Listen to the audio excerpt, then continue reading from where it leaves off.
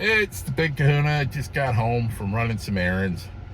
Figured I'd talk real quick about uh, this whole thing about Alcatraz, about reopening Alcatraz. I really think Trump, being someone who's been involved with construction and development most of his life, knows the decrepit nature of the Alcatraz, and he is just using this as a political tool to mess with the Democrats. Bondi and but he had two cabinet members out there, the Secretary of the Interior and the AG, to check the place out.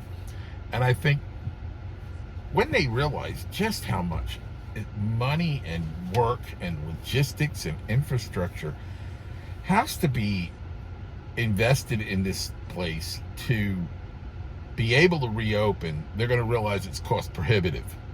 I mean, it's one thing where you have a runway that's already paved and being able to bring in temporary structures and portable structures for a period of time, to have Alcatraz as temporary buildings. They would pass for code, not for permanent structures. Another thing that they're going to have to think about is they're in Hurricane Alley. They're in the area where hurricanes hit. The whole reason that airfield was abandoned was because of Hurricane Andrew. It took out all the structures. So, what Alcatraz, if they had a hurricane coming, would have to be evacuated PDQ. Now, Alcatraz in itself, like I said, it's very decrepit. And there's a lot of things that you got to take into account in doing that. Because when Alcatraz was in operation, the things were a lot different then. They used to bring their potable water in on barges, in tanks on barges, and even desalinize it at one point, right from the bay, which is really messed up because they were dumping their raw sewage in the bay.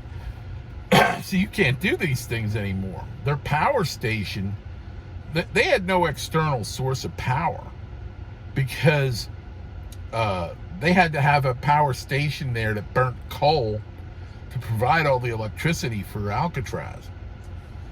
So they would have to have some type of infrastructure to take care of the sewage, to take care of the potable water situation.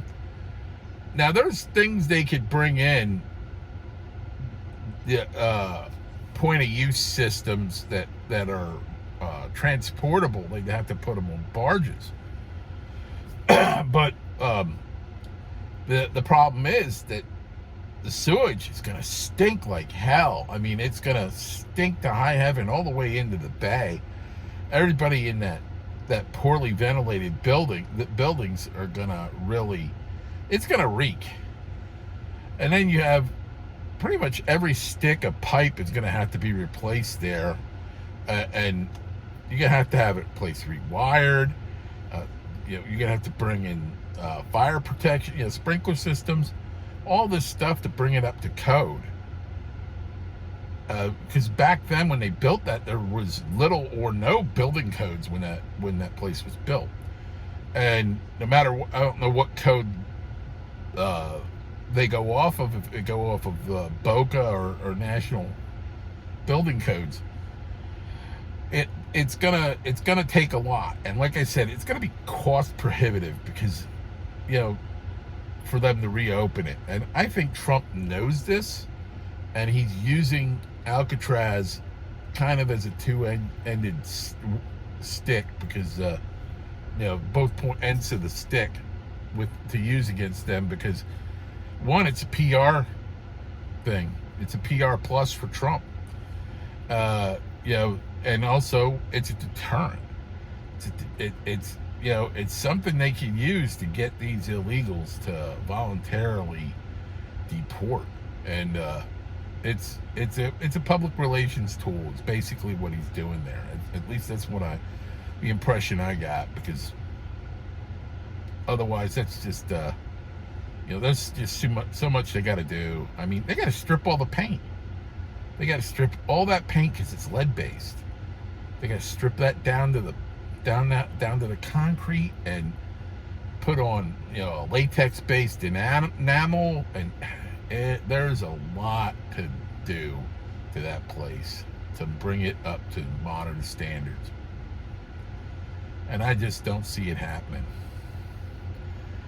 Now I'm going to get to another subject real quick, and that's a Mexican Jesse Smollett. If you don't remember Jesse Smollett is the guy who said he went out to Subway at 2 a.m., got the crap kicked out of him by two guys wearing MAGA hats, and by some miracle his Subway sandwich didn't get smashed. And of course it turned out to be one big lie. He hired these two guys to tune him up and everything else. And so what we got here is this woman who claimed she was leaving a Jack in the Box, and she got abducted, and the security video shows her walking out and voluntarily getting in someone else's car and leaving hers at the Jack in the Box. And supposedly she was kidnapped. She went to the border. Took her to the border. She wouldn't voluntarily deport herself, so they had her in a warehouse. Now, how all this information is getting out when she's supposedly captive, no one knows. I don't know, but there's been press conferences and people holding up signs and protesting with this woman's name on the signs, and they started a GoFundMe for the woman, to try reward to find her.